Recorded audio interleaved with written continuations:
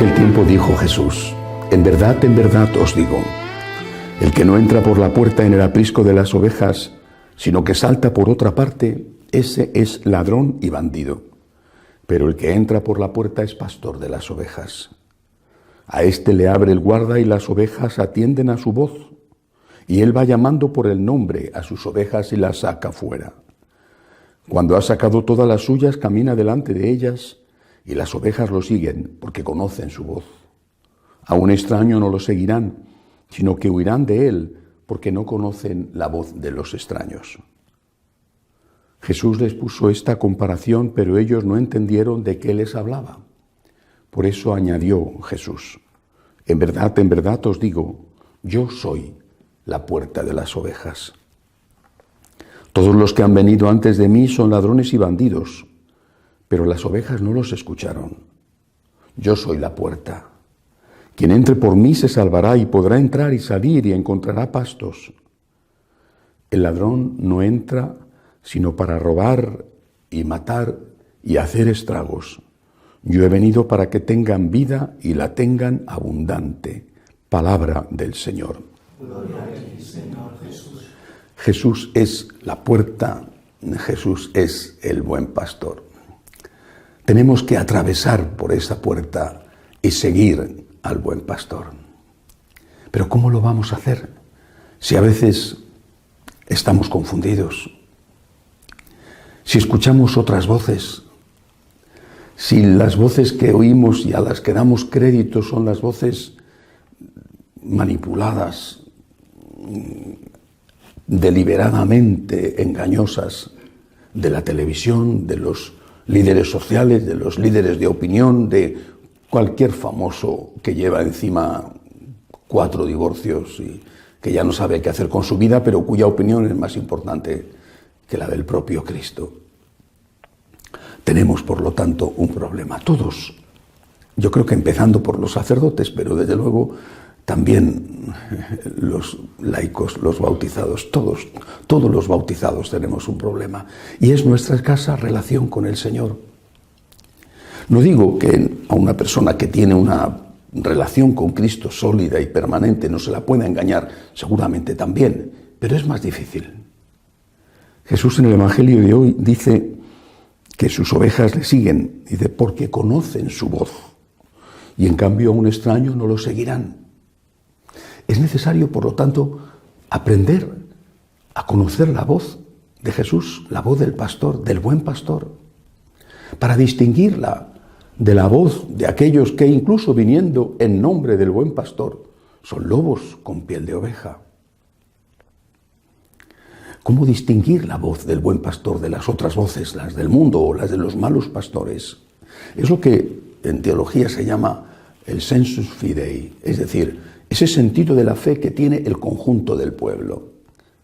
Pero ¿y si el conjunto del pueblo, que está formado por muchas personas, por el conjunto de los bautizados, resulta que empieza a desviarse también de esa voz porque cada una de esas personas ya no escucha a Jesús?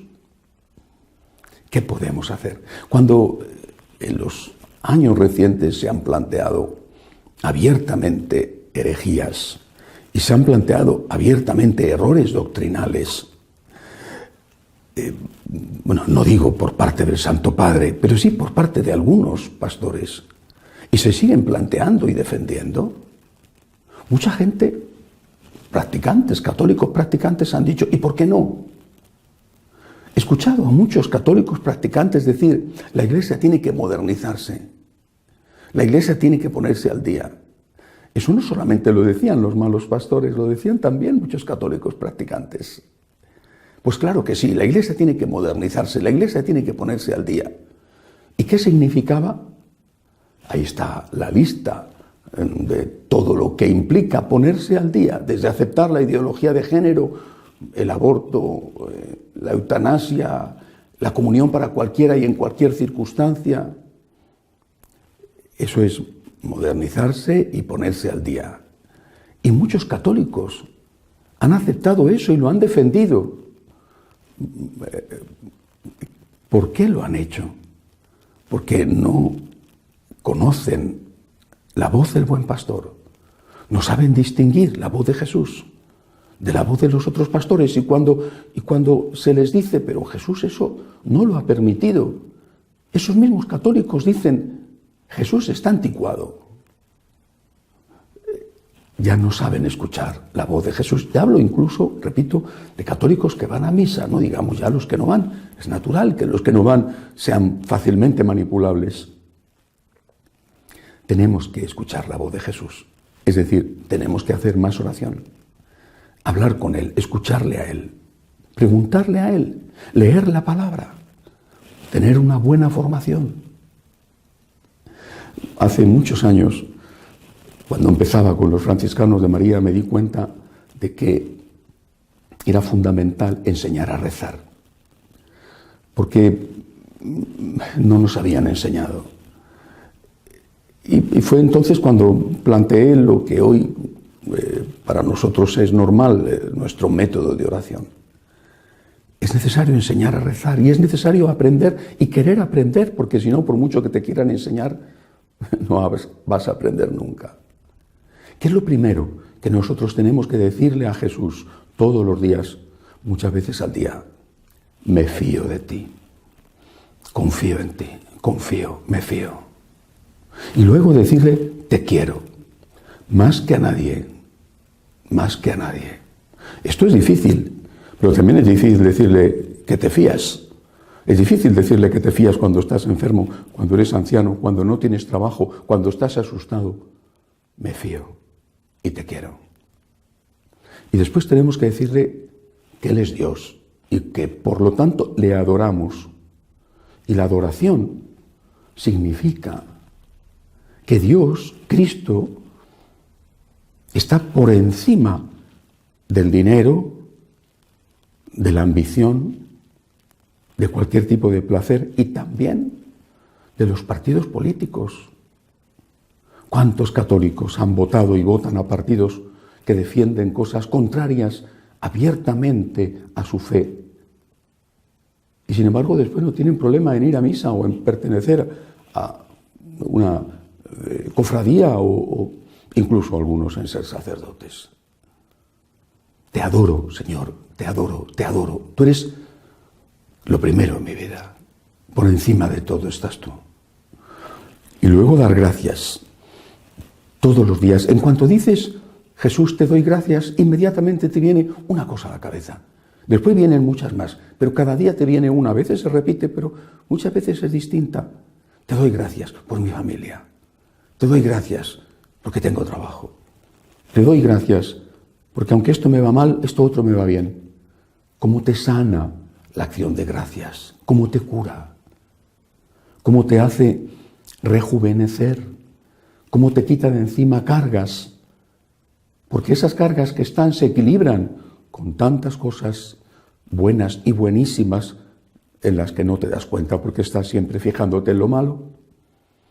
Después hay que pedir perdón con humildad, no exigir, pedir con humildad perdón. Señor, perdóname, esto lo he hecho mal, esto otro lo tenía que haber hecho mejor, he sido egoísta, he estado pensando en mí, me he dejado llevar por los nervios, no he estado atento, no he tenido ojos para ver las necesidades de mis hermanos, no he compartido, no te he defendido. Señor, perdóname.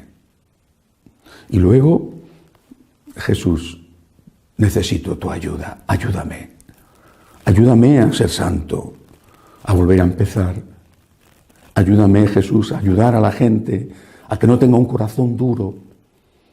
Ayúdame y ayuda, Señor, a los míos, a esos que me han pedido oraciones, a los enfermos, a los que no tienen trabajo. Ayúdame, Señor, te necesito con humildad, te lo suplico. Pero no basta con todo esto. Hemos dicho que confiamos, que le queremos, que le adoramos, que le damos gracias, que le pedimos perdón, que le pedimos ayuda, pero no basta. Hay una cosa más y muy importante. Hay que decirle, aquí estoy, para hacer tu voluntad. Me ofrezco a ti, cuenta conmigo. Me da temor y temblor decirlo porque cuando uno sabe cuáles son sus propias incapacidades, miserias y límites, decirle a Jesús, Que cuente con uno mismo es como un acto de presunción, pero en todo caso hay que decírselo. Señor, aquí estoy, cuenta conmigo, como contaste con María, para cuidarte, para alimentarte, para defenderte. Cuenta conmigo, Señor, para hacer tu voluntad, porque yo cuento contigo, con tu gracia, para poder hacerla. Jesús es el buen pastor. Escuchemos su voz. Hagamos oración frecuentísima, escuchemos su voz y entonces no nos engañarán las voces de los demás, ni siquiera la de malos pastores vestidos con piel de oveja. Que así sea.